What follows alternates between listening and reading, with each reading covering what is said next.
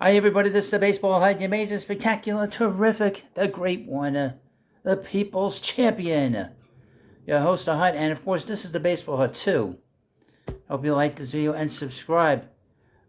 We talk about different things, but lately I've been talking a lot about Pete Alonso on this channel. And really, this monkey crap that was put out by WFAN, which is a legendary radio station. It's the first sports radio station in the world and in America. And they put out a lie about 2-3 weeks ago from the mid-morning show, Brandon Tierney and Sal Licata. Sal Licata, who is referred to here as a spaz, because he's a spaz. You ever watch him on TV, you listen to him on the radio, he's all over the place. Who's ever paying his paycheck, ever putting him money in his pocket, he would go with the narrative of the particular place that he's working for. And he put out a comment a few weeks ago saying that Pete Alonso was not only a toxic individual in the Mets clubhouse, but also a cancer. Now, this story has been growing now. Because first of all, the spaz, he's on vacation. So he's not on TV. He's not on the radio right now. And all the vacationing big hosts, quote unquote, Evan Roberts on vacation. Tiki Barber, he's out of the country. Norman Esiason on vacation. And you're getting all these backbenchers now being stuck with having to defend this comment and continue to attack the Mets and continue to attack Pete Alonso's character. Now, the ball club has come out in support of him 100%. And they continue to doubling down on it. Like I said, a few weeks ago, Spaz came out and he attacked Pete. I did a video on him about 2 weeks ago, week ago, whatever. Well, last week.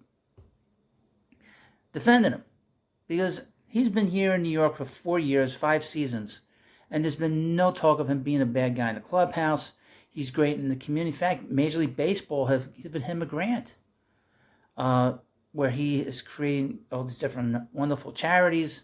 And they announced today on Thursday, he and his wife, that they've started a new charity. So this guy's not a cancer, he's not toxic. Plus I've been here in New York. If you're here in New York, you watch this kid every day, you know how he's a goofball. And, he's said a lot of stuff that, he's been very naive about the Mets in terms of last year. We're going to play hard, we're going to play well. He never gives up. He's always the best foot forward with Pete. But he's come under attack since this whole thing with Sal Licata. Now, Sal Licata just got this job in the mid-morning, and he's been a guy that's been on the weekends, he's been on at night. He was on WOR, which used to broadcast the Met games on the radio. He's on SNY. He's got a daily show on SNY. He's on vacation right now, like I said. But he's been a very strange sort of personality on the air. He swings from one end to the other. Well, he's a fan. Bullshit. He works for a big corporation at CBS. And CBS, as you know, if you're watching this channel, you don't like the corporations. You don't like what they say about the Mets. And you don't like what they say about certain players in baseball. As a fan, you know who the good guys are and who the bad guys are. Pete's not a bad guy. But WFAN has this narrative that coincides with this. The Mets don't do anything right. And when the Mets do something right, it's always wrong, no matter what the Mets do. WFAN has been hitting them for years. For a very long time, for about 25, 30 years. Whenever they did anything right, so one complaint after another. The worst suspects in that is the morning show. Boomer Esiason and Greg Giannotti are terrible. The way they talked about the Mets for the last 3 years in particular has been, it's embarrassing. A month into Steve Cohen owning the Mets, they were criticizing Steve Cohen and criticizing the Mets, saying they're not doing anything. They got to make some moves. They just bought the team. He's on the team a month. And last year, when the Mets were playing great in April, May, and June, they were complaining. Them in particular. Now, the Spaz said this about his so-called favorite team, quote unquote. Well, since he's on vacation, all these fools are defending him. Like, for instance, Brandon Tierney said that the Mets should trade Pete Alonso, just to trade him. They need to trade him. It would be the best for the organization. That will put the Mets back 2-3 years, folks. They won't be competitive next year. Because there's no way you can, equal that production from anybody that can play first base. Okay. You don't find 45, 50 home runs and 100 RBIs at any possession in baseball on a regular basis. Okay? So that's his way of defending his partner in this situation. Well, the Mets should trade him anyway. Bullshit. Don't do it. And now we have these two individuals, these two lightweights. And that's what they are. These two guys are two lightweights that are filling in for Evan Roberts and Tiki Barber. I'm going to read you from Odyssey, which is the CBS website, and it's part of WFAN network. And they put out the little things they want to get out there, all the little messages. And they are messages and narratives. Headline: Loogie and Marash, that's how his name is spelled, Marash, try to discern the connection between Pete Alonso, trade rumors, and toxic Mets clubhouse. This gives me gas, gives me indigestion talking about this monkey crap. We've heard the stories, the rumors, and everything in between. And while they were sitting in for Evan and Tiki Wednesday, Sean Marash and Tommy Lugauer. Now, have you seen these guys on SNY? One guy is a complete total dweeb, and the other guy is a potato. And I've seen pictures of this potato, Sean Marash. He's always eating. There's so many pictures of him eating. Holy crap, he eats a lot. Sean Marash and Tommy Lugauer tried to get to the bottom of why there are all of these trade rumors about Pete Alonso if he's not a toxic person. And see, they're doubling down on it. Okay? About Pete Alonso if he's not a toxic person in the clubhouse. But first, Sean had to defend his WFAN colleagues against those saying that the rumors, first reported on air by Sal Licata, emanate from the station alone. Nobody talked about Pete being a bad guy, being a cancer, or a toxic person. Only from them. Only from Licata. Let me read you this complete, total insanity. This is twisting and turning. Marash needs to learn from CBS and the people that work there how to lie. There is not a, quote, there is not a soul in this radio station that said flat out, we know that Pete Alonso is a toxic person in the clubhouse. The Spaz did. Sal did. Marash said, what has been speculated is that the Mets clubhouse itself has been toxic. And Alonso's part of that core of big names. But he's the only one with a year left on his deal, and that could be change the feel inside that locker room. I can't understand what the hell he's talking about. Problem or not, Alonso's indeed the easiest piece to move if a shakeup is needed, as the rest of that core group, Nimmo, Lindor, and McNeil, is under longer-term contracts. But you notice how it's been twisted. The Spaz said that Pete was a problem. Okay, now they're trying to make it seem, well, if there's a problem, it's got to be because of Pete, because Pete, he's got 1 year left on his contract. It doesn't make any sense. Does it make any sense to you? Quote, of course, if I was a Met fan, I wouldn't want to move Pete Alonso. Sean said. It's more like Sean no rash. He makes me get a rash reading this stuff. But if there's a problem in the locker room, Pete Alonso could be right in any squabble that exists in that locker room. Huh? It doesn't make him the problem. It makes him the movable. See, this is what I don't understand. Let me read this again. Can anybody understand this part? But if there is a problem in the locker room, Pete Alonso could be right in any squabble that exists in that locker room. It doesn't make him the problem. But what?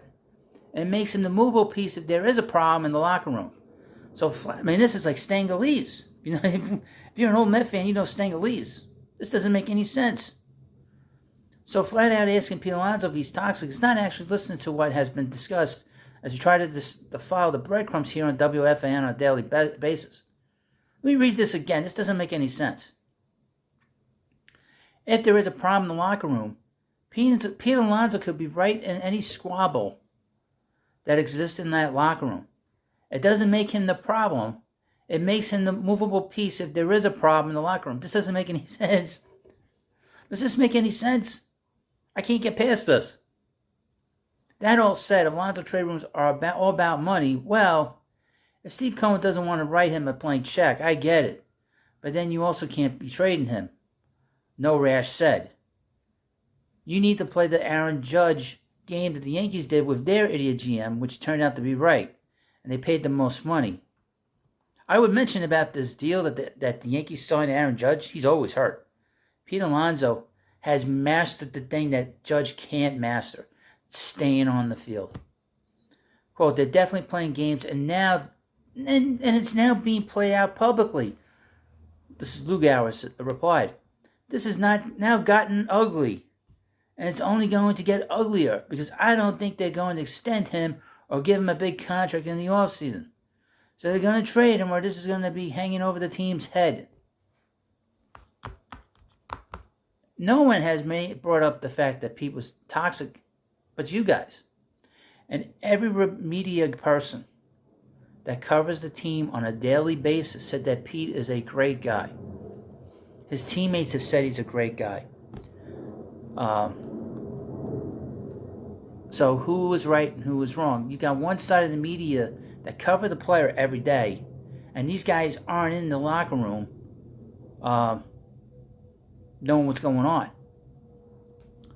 As a Mets fan, Tommy understands the whole situation, but don't just dismiss the idea that the clubhouse has issues either way. Quote, the idea that there can be no shot that there are issues in the clubhouse is ridiculous. Lugauer said. Loogie. Makes me want to spit when I read this stuff. I understand having an emotional reaction to it. I'm a Mets fan. It would bother me. I understand where it would bother you. But this idea, it doesn't seem like they're Mets fans. But this idea that you would just shush it off and say, yeah, no shot. You're just looking for a reason. Open your eyes a little bit. Stuff like this happens all the time across all platforms of entertainment. I have no idea what he's talking about. I know one thing. When a team that's expected to do well, and it doesn't matter what sport it's in, baseball, football, hockey, when a team's expected to be good and they have a disappointing season, you're going to hear stories about a bad clubhouse or a bad locker room. This is not something that is, unprecedented. But I've not heard any report, other than from WFAN, that there's problems in that clubhouse. Okay? I've not heard anything in 5 years with Pete Alonso that he's been a problem in the clubhouse. It's actually the opposite. And I am in New York. I read a lot of stuff. Anything that has to do with the Mets, I read it. Anything about the Mets, any kind of interaction the Mets have with any player that leaves the Mets, anything about the media, I read about it. I know about it. And you could read between the lines. So many of the big media that cover the team defending the player. The only one that is running him into the ground is WFAN. So you could take this whatever you want. I'm just getting warmed up. But we got these two, and this is how funny this is. You think the Spaz would come out and go on the radio station and say, look, and just sort of clear the air a little bit. Nope. And also Brandon Tierney, who is a Yankee fan and a Jets fan, said that, again, like I said earlier, the Mets should trade him for whatever. I don't know what the hell his reasoning was, and I saw the little quote. But he also said that if the Mets really like Pete, they would stick up for him because Pete's always getting hit. Well, they did come out of the dugout the last time he got hit. So I don't know what he's talking about. That's a bigger issue. That's been an issue with the Mets franchise for a long time. That's an institutional problem that's got to get rectified very soon. That's a bigger issue than Pete Alonso. This goes back to Mike Piazza, quite frankly, and probably even before that. But that's a different story for another day. Not for this particular video. But WFAN has now a narrative that there's a problem in the Met clubhouse. So instead of them saying, and it doesn't seem, and that Pete Alonso is at the center of this problem. Now WFAN is not gonna back off now because they hate the Mets. Again, they know they throw this narrative out that the Mets don't do anything right, and when the Mets do it right, they do it wrong. And that narrative continues on to this day. And keep also in mind, the guys in the morning, Boomer Esiason and Greg Giannotti, the Norman and Greg show, are good friends with Barstool Sports. And Barstool Sports is run by and owned by Dave Portnoy. Dave Portnoy wanted to buy the Mets with the Alex Rodriguez group. And a lot of this tension is coming from him sending his message out. You know, all these different corporations are constantly interacting with each other, sending their messages out. And they're continuing to do that. Also, Jeff Wilpon is good friends with Boomer Esiason. So just keep that in mind as well, that there is these connections here that go back to the former owner and the guy that wanted to own the team. And Portnoy and Jeff Wilpon are good friends as well. I saw a picture of Jeff Wilpon with Jeff Portnoy, and he never looked so happy as he did in that picture than when he was owning the Mets. When he owned the Mets, he never looked happy. Whenever you see a picture of Jeff Wilpon, he always has a puss on his face. When there's a picture of him and Portnoy, he had the biggest smile on his face. Well, you let me know what you think about this video. I will keep hammering them and hammering them and hammering them. And I want you to share this video. That I'm going to wreck WFAN like I wrecked the comic book industry like you've never seen. I'm going to wreck them like they've never been wrecked before. Because I'm tired of the Mets being talked about like this. I'm sick of it.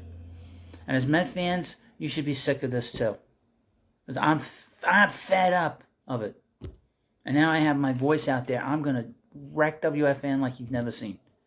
There's nobody on that station that I really care for. This isn't the time. This isn't the days of the schmoozer, Steve Summers doing his overnight show, or Imus on there, or Mike and the Mad Dog. You know, those days are long past. All these guys are 5th, 6th generation losers, and I'm gonna wreck them like they've never been wrecked before. So if you like this stuff, you want to have somebody that's gonna counteract their lies and their BS, and they say, well, we're fans, like Lou Gower says. They have a corporate message, and I'm going to wreck that corporate message every single time. So this is the channel you want to subscribe to. Let me know what you think about this video, and of course, please subscribe to the Baseball Hit too. Thank you, and I'll see you later.